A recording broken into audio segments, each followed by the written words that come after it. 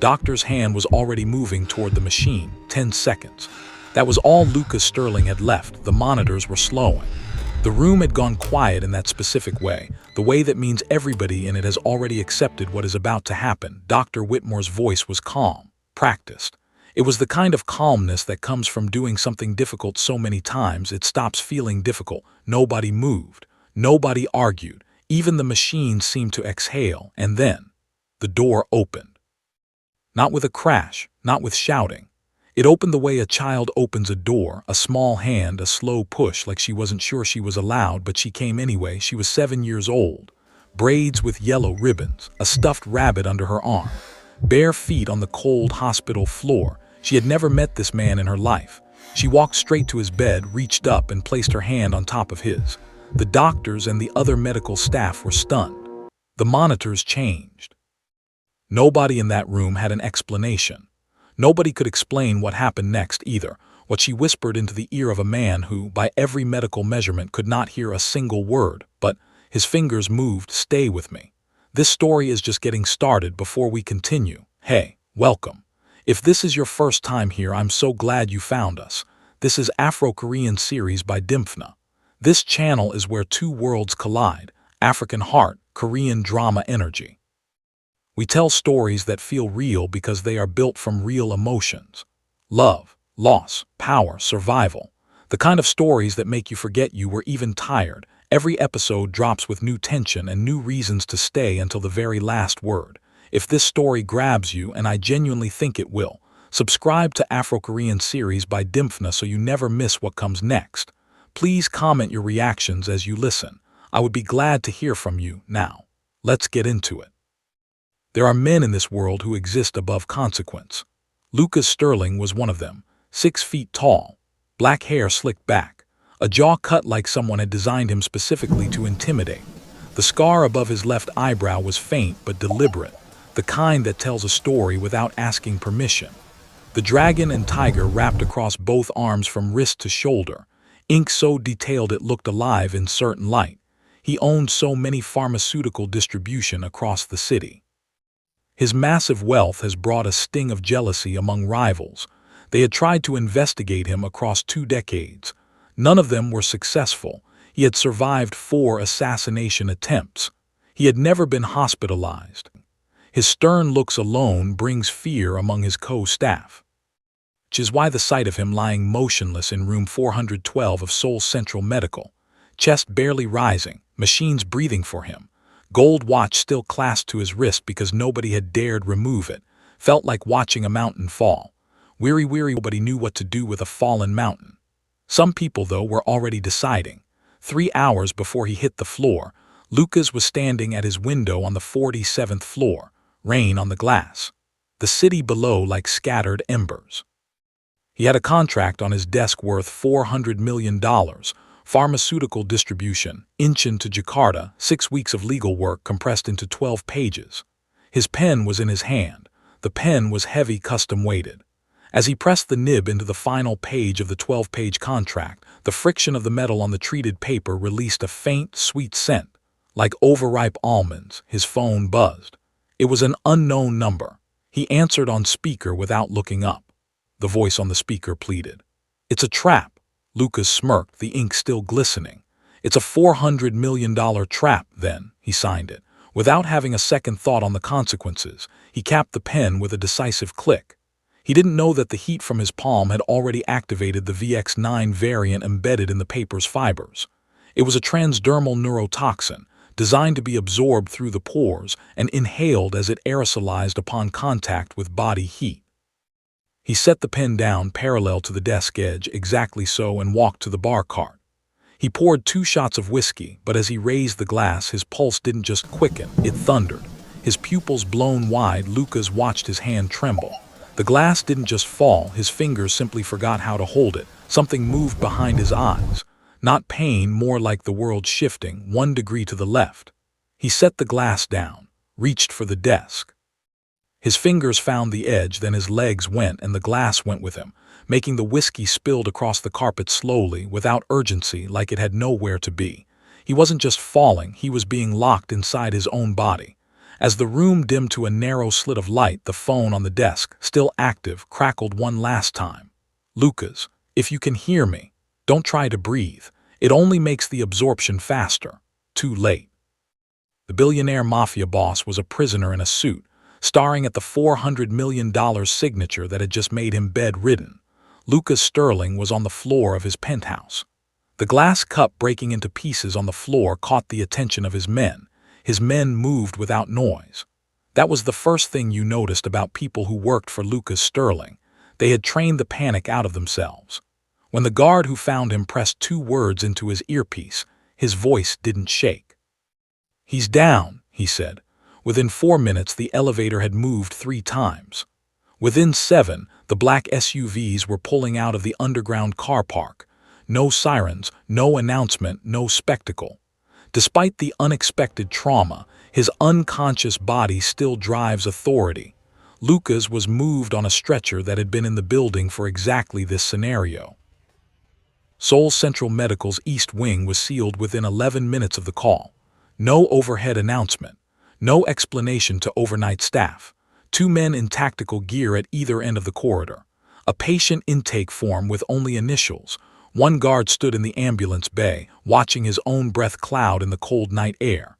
He leaned toward the man beside him.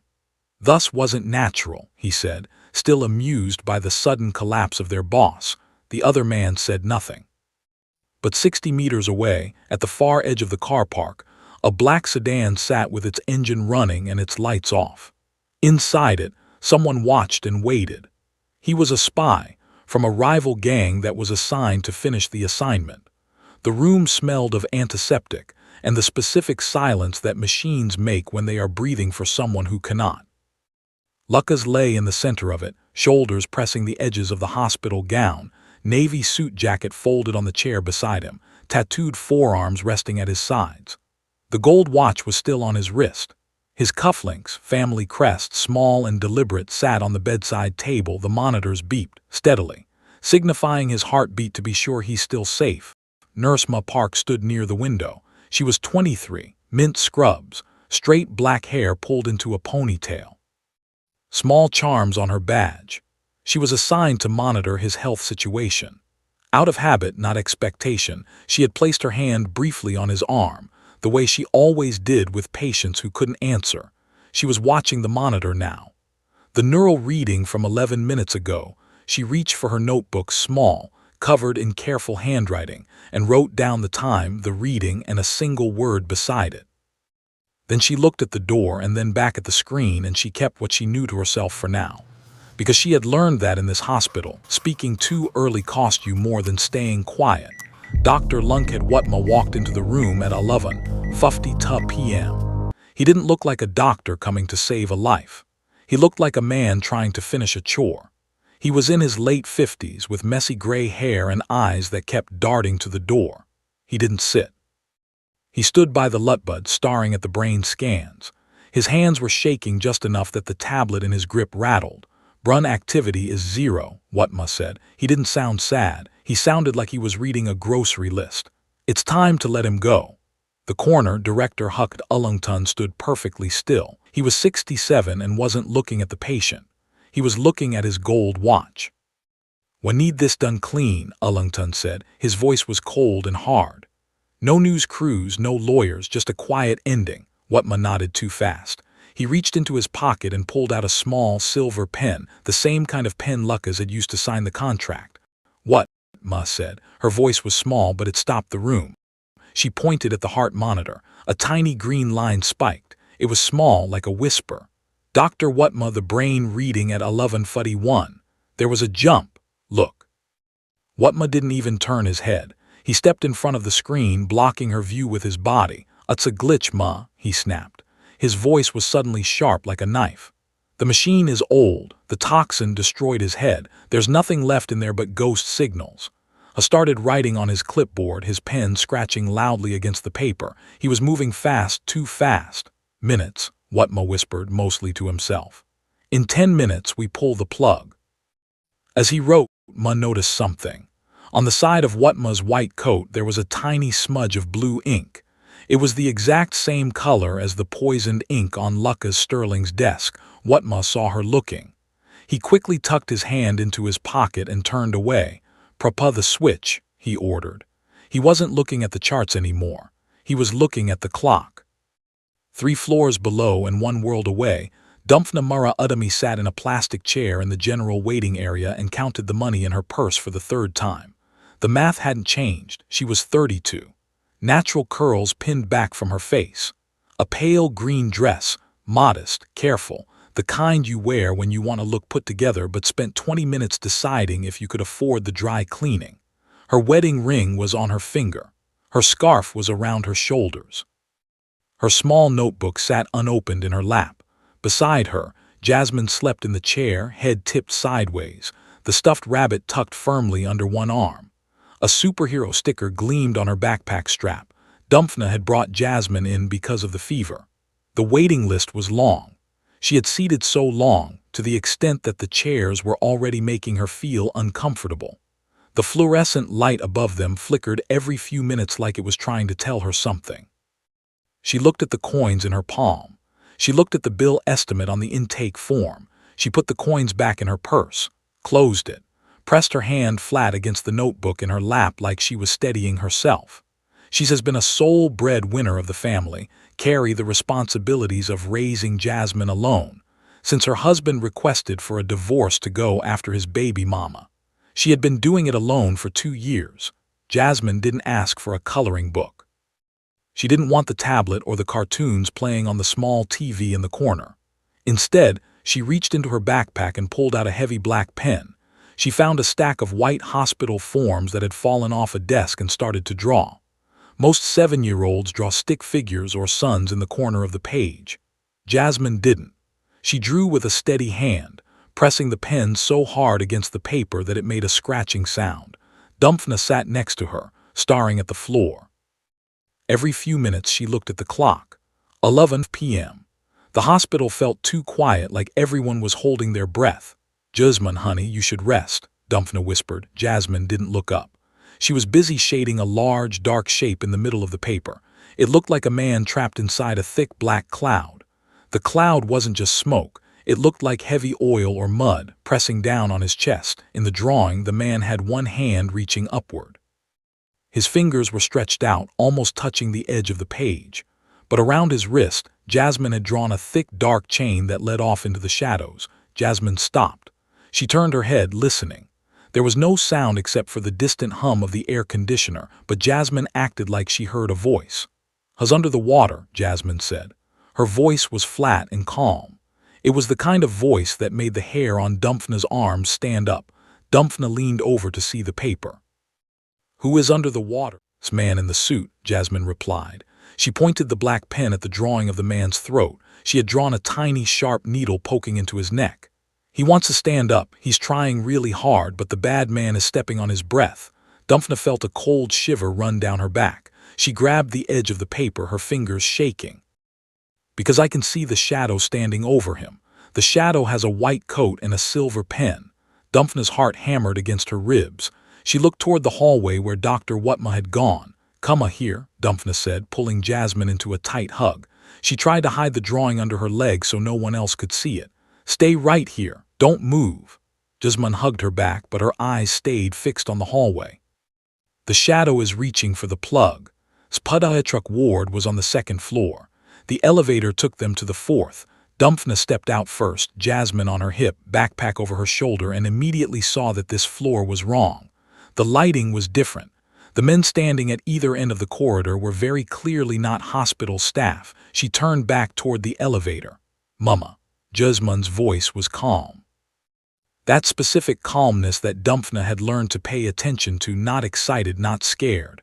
Room 412. The door was ajar by maybe 4 inches.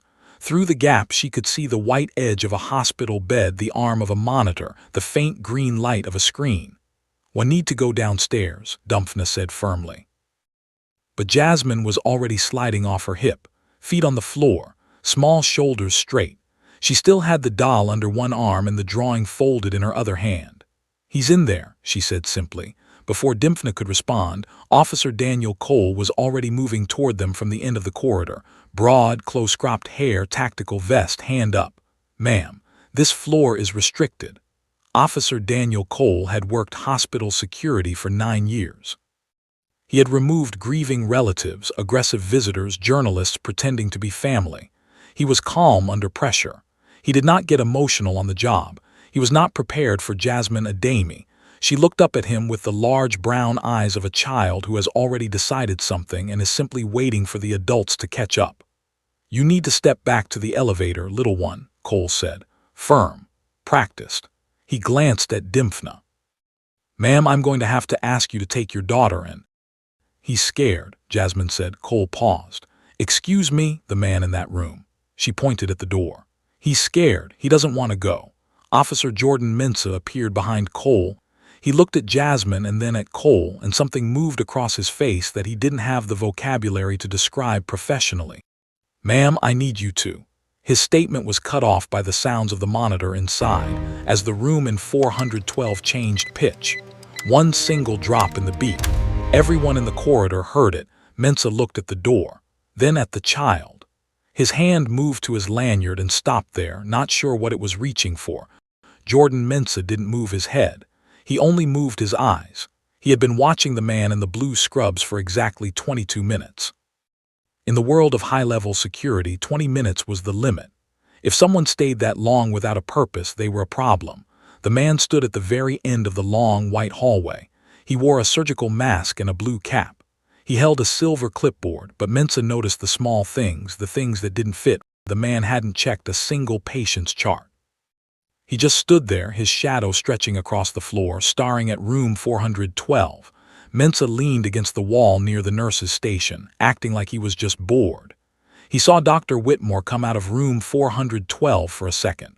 The doctor didn't speak to the man in blue. Instead, Whitmore just tapped his silver pen against his clipboard twice. The man in blue nodded once. It was a signal. Mensah saw them but overlooked it because he felt seeing the man with the doctor was safe. Little did he know that this wasn't just a doctor making a mistake. This was a team. If the doctor couldn't pull the plug legally, this man in blue was the backup plan. He was the plan. Mensah leaned toward Nurse Brooks. She was busy typing, her glasses hanging on a chain around her neck. "Nurse Brooks," Mensah whispered. The nurse stopped typing. Her fingers stayed over the keys. "The guy in the blue scrubs by the exit," Mensah said. "Is he on your shift?" Nurse Brooks waited a few seconds. She reached for a stack of papers, turning her body so she could sneak a look. She turned back to Mensah. She was curious. "No," she breathed. "I've never seen him before, and he's holding a red-coated syringe. Only the head of pharmacy is allowed to carry those." Mensah looked back down the hall. The man in blue was now reaching into his pocket. Billionaire Brooks had worked at the hospital for 26 years. She knew the difference between a heart that was giving up and a heart that was being forced to stop. She also knew the sound of a lie. After her whisper with Jordan Mensah, Billionaire didn't run. Instead, she walked with a steady, calm pace toward room 412.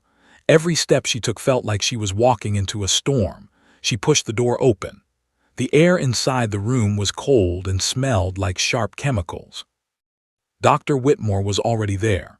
He was leaning over the life support machine, his gray hair messy and his face pale. His hand was hovering just inches away from the thick black power cord. "Doctor," Billionaire said. Her voice was flat and hard. Whitmore jumped. He pulled his hand back quickly, hiding it behind his coat. "Nurse Brooks, you're supposed to be at the station." "I'm checking the vitals," she replied. She didn't look at him. She looked at Mia Park, who was standing on the other side of the bed. Mia's face was full of fear. "Billionaire, the readings. They're dropping fast, but it doesn't look like a natural failure. It looks like he's being blocked." Billionaire stepped closer to the bed. She saw the tiny smudge of blue ink on Whitmore's sleeve, the same ink from the death contract on Lucas Sterling's desk. She also saw the silver pen tucked into his pocket.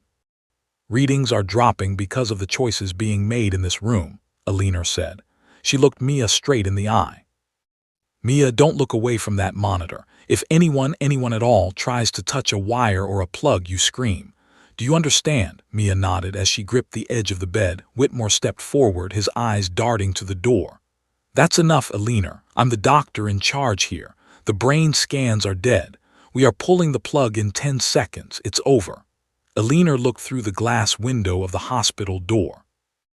Out in the hall, she saw the man in blue, the Plan B assassin, putting his hand on the door handle. The trap was closing.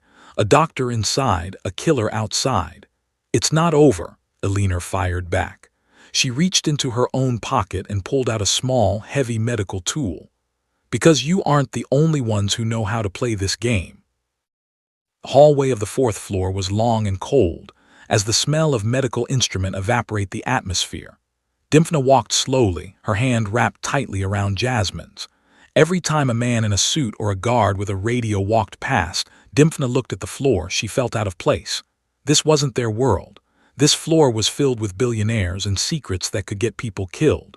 "We don't belong here, Jasmine," Dimphna whispered. She stopped 10 feet away from the door to room 412. "We should go back to the waiting room, now." Her voice was steady, but her palm was sweaty. Being a single mother meant she had to be the brave one all the time, even when her heart was beating faster than usual against her ribs like a trapped bird. Jasmine didn't move. She looked at the heavy wooden door of the VIP suite. "The man in the suit is scared, Mom." "Baby, there are doctors in there," Dimphna said, trying to pull her away. "They have all the help they need. They don't want strangers like us near them. It's better to stay quiet and stay away," Jasmine said, her voice sounding much older than 7. Just then the monitor inside the room let out a long, low beep, the sound of a life fading away. Through the gap in the door, Dr. Whitmore's voice drifted out. It was flat and cold, like he was reading a weather report. "There is no response," the doctor said. "The brain activity has stopped. It has been 1 hour. We are wasting time." Whitmore's voice commanded, 10 seconds. Dimphna's hand tightened around Jasmine, but she felt her daughter's fingers slip away. Jasmine didn't run, she just walked forward with a strange, calm purpose. She was like a little ghost moving through the shadows. "Jasmine, stop!" Dimphna screamed, but it was too late. Jasmine pushed the door open. The heavy wood creaked. Inside, the room was full of light and machines, but it felt like a tomb. Dr. Whitmore's hand was already on the power cord. He looked up, his eyes wide and angry. "Who let this child in here?" Whitmore barked. The room was a sea of expensive suits and humming machines, but Jasmine was the only thing that felt real. Officer Cole tried to reach for her shoulder to pull her out, but his hand stopped. There was something about the way she looked at the dying billionaire, like she was looking through his skin and seeing his thoughts. Jasmine didn't look at Dr. Whitmore. She didn't look at the guards. She walked straight to the bedside. Her bare feet made no noise on the tiles. She reached out and put her small, warm hand over Lucas Sterling's cold fingers. The room went dead silent. Dr. Whitmore's hand was still hovering over the power switch. He looked at the little girl, his face turning a strange shade of gray. "Get this child out of here," he said. His voice was shaky, like a bridge about to break. "This is a restricted area. She's messing with the equipment." Jasmine didn't move. She tilted her head and looked at the silver pen in the doctor's pocket. Then she looked at the blue ink stain on his sleeve. "You have the same ink," Jasmine said. Her voice was low and steady. "The ink that smells like bad almonds. It's on your coat, it's on the paper he signed, and now it's in his blood." Whitmore stepped back. He tucked his arm behind his back, trying to hide the stain. "I don't know what you're talking about. She's hallucinating. Guard, take her now." But Officer Cole didn't move. He was looking at the doctor's sleeve. He was looking at the drawing in Jasmine's hand. Jasmine leaned down. She put her mouth close to Lucas's ear. She didn't shout. She just talked to him like they were the only 2 people on Earth. She squeezed his hand. Her small fingers dug into his palm. Director Ellington stepped forward, his eyes narrowed. He was a man who only cared about facts. "Doctor, why are you shaking?" he asked. Whitmore didn't answer. He turned toward the life support machine. "The brain is dead. It's been an hour. We are pulling the plug in 5, 4. "Look at the monitor," Mia shouted. On the screen, the flat green line didn't stay flat. It gave a small, jagged hop, then another. The heart rate went from 30 to 42, then 55. "That's impossible," Whitmore stammered. He reached for the power cord with both hands now, desperate to kill the power before the billionaire could wake up. "It's just a muscle spasm. It doesn't mean anything." As he reached for the cable, Alina Brooks intervened. "You can't," she challenged. The billionaire's chest rose in a deep, shaky breath. It was the sound of a man coming back from the bottom of the ocean. The monitor started to scream with a fast, healthy beat. Jasmine let go of his hand and stepped back. She looked at her drawing with a heavy sigh of relief. Lucas Sterling's eyes didn't open yet, but his voice came out as a raspy, terrifying growl that filled the room. The clipboard slipped from his hands and hit the floor with a loud thud. Lucas's fist tightened. "You forgot the counterdose." The room broke open. Security moved in on Whitmore. Mia rushed to check the oxygen levels, but as they tried to catch up on him, he confronted them. In the middle of the chaos, Jasmine just tucked her drawing under her arm and walked back to her mom. Dimphna grabbed her and held her so tight it hurt. "How did you know?" she breathed. Jasmine just looked back at the bed. She didn't give her a response. In the middle of the miracle, nobody was looking at the hallway, except Jordan Mensah. The man in the blue scrubs was moving. He wasn't walking like a doctor anymore. He was moving fast, his eyes locked on room 412. His right hand was deep inside his coat. Mensah stepped into his path, hand moving toward his belt. "Stop right there," Mensah said. The man didn't stop. He didn't smile. He swung the heavy clipboard like a club, catching Mensah right across the jaw. The sound was sickening, a dull thud of wood against bone. Mensah stumbled back, his vision swimming, but he lunged forward. He grabbed the man's coat, trying to pull him to the floor. They crashed into the wall together. It wasn't a clean fight. It was elbows, grunts, and the sound of sneakers sliding on the waxed floor. The stranger was strong.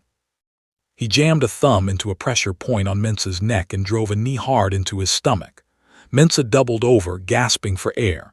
The man pulled a small black gun from his coat. He didn't give a speech. He didn't make a sound. He just pointed it at Mensah's head for one heartbeat, then looked at the locked door of room 412. He heard the heavy footsteps of other guards coming around the corner. "Next time," the man said. His voice was flat and dry. He turned and bolted for the stairwell. Mensah slumped against the wall, his face bleeding, and keyed his radio with a shaky hand. Inside the room, the world changed. The miracle was gone. The red emergency lights started to pulse, turning the white walls a dark, bloody color. The sound of the struggle in the hallway had reached them. Dimphna saw it through the glass. She saw Mensah on the floor. She saw the gun in the stranger's hand before he disappeared. The awe she felt a second ago turned into cold, sharp dread. This man on the bed wasn't just a patient. He was a target, and she had let her daughter stand right in the line of fire. "Jasmine." Dimphna's voice was loud, breaking the silence of the room. She didn't care about the billionaire. She didn't care about the doctors. She rushed forward, her shoes clicking loudly on the floor. She grabbed Jasmine's shoulders, her heart hammering against her ribs. "We are leaving. Right now," Dimphna said. She tried to pull Jasmine away from the bed, but Jasmine didn't move. She stayed rooted to the spot, her hand still resting on the man's skin. "Mama, wait," Jasmine said. "No waiting." Dimphna pulled harder. "We have to go." The hospital was a mess. Outside, guards were shouting. The heavy magnetic locks on the doors snapped shut with a loud thump. Director Ellington was backed into a corner, his face pale, screaming into his phone. Dr. Whitmore was trying to check the monitors, his hands shaking. Dimphna wrapped her arms around Jasmine's waist and pulled with everything she had. Jasmine cried out, but not in fear. She was stuck. Dimphna looked down and her breath stopped. Lucas Sterling's hand, thick, tattooed, and scarred, had moved. His fingers were no longer resting. They had snapped shut around Jasmine's small wrist. His grip was like a steel trap. "Let her go," Dimphna shouted. She grabbed his hand, trying to pry the fingers back. They felt like solid stone. He was holding her child with a strength that didn't seem human for a man who had been dying seconds ago. The heart monitor started to beep faster. The lines on the screen went wild then. Lucas Sterling's eyes snapped open. They weren't the eyes of a sick man. They were dark, bloodshot, and full of a terrifying energy. He didn't look at the doctors. He didn't look at the guards. He looked directly at Dimphna. His chest heaved as he took his first real breath. He leaned forward, the machines tugging at his skin, his grip on Jasmine tightening even more. He opened his mouth. His voice was a raw, painful sound like gravel grinding together. He said. The red light flashed again, catching the look of pure terror on Dimphna's face. Outside, the hospital car park was far too quiet. The black sedan sat at the very edge of the lot, its engine idling. A thin cloud of exhaust drifted into the cold night air. The door opened. The man in the blue scrubs climbed into the back seat. He didn't look back at the hospital entrance. He didn't look at the police cars screaming toward the building. He pulled a burner phone from his pocket and hit a single button. It's me. We have a deviation. Sterling is alive. How come the dosage was calculated for a terminal arrest? Explain. It was. The girl, she wasn't supposed to be in the room, but she got past the guard. She touched him. I can't explain it. The vitals were flatlining, the monitors were screaming code blue, and then she just held his hand. Everything leveled out. He's not just stable, he's conscious. He's awake. That is a problem. Sterling knows how to dismantle 3 years of work in a single disposition. A woman was with the kid. They were inches from me. They saw my face, my badge, everything, and Sterling, he wouldn't let the kid go. He's tied to them now. He is being protective. Affection is a liability for him and for us. If he's tied to them, then they are part of the knot, and knots are meant to be cut. The hospital is crawling with security now. The police are setting up a perimeter. They are coming closer. Then the job hasn't changed. It has simply grown. I want Sterling silenced, and I want the woman and the child erased. No witnesses, no loose ends, no miracles. The window are closing, and it's going to be hard this time. Then move faster. Do it before the sun comes up. If the light hits their faces tomorrow, I'll make sure it's the last thing you see as well. The man in the scrubs stared at the dead screen. He tossed the phone onto the passenger seat and slowly rolled out of the shadows. His headlights remained off until he hit the main road.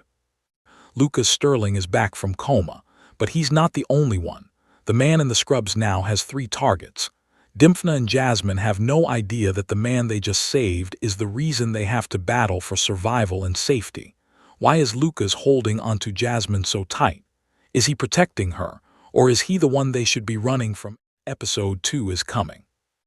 And the hunt has officially begun. Subscribe to Afro-Korean series by Dimphna. Join the family. We don't just tell stories, we build worlds. Drop a comment, the order has been given. Erase them both. If you were Dimphna, where would you hide? Let's get into it. I would be glad to hear your thoughts.